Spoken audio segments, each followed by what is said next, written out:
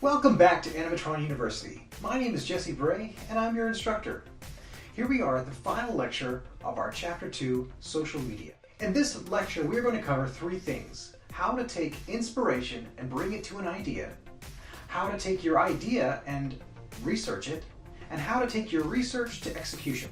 The title of this lecture is Executing Your Vision. It's important for you to break down your inspiration and your idea and your research and then finally your execution. These are the things that you need to look for.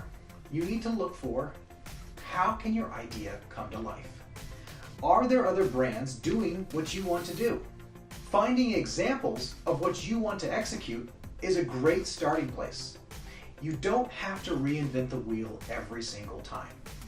It's often a burden of originality for people to come up with new things. The fact is, it's more original to be authentic than it is to come up with a fresh, brand new idea. Let me explain. Coming up with a new idea is risky.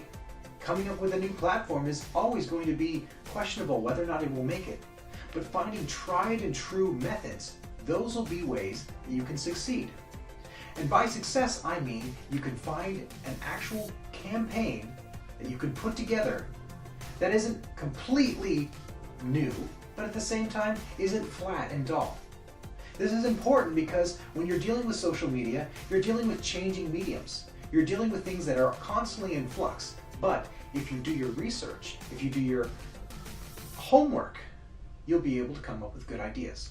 Now, in order to take from inspiration to idea, we have to look at our inspiration and start thinking, how does our idea come to light?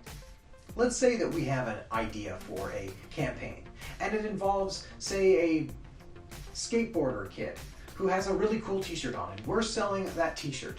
Well, in order to sell that t-shirt, we need to look at what other brands are doing. How does our brand, how does our label, how does our design reflect that of other brands?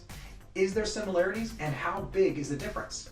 Finding our unique selling point, finding the voice that separates us from other people will help us create a real good campaign. Now, how does other brands that you compare to, how do they use social media? Do they share at certain times of the day? Do they share multiple times a day? Do they share slightly tweaking their message on each platform?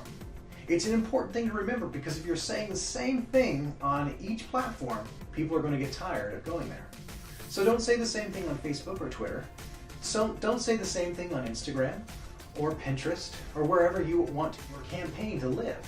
Think intelligently and modify and adjust your message to each platform. Another thing that's important is you should always be researching. Even when you fail, you've learned something.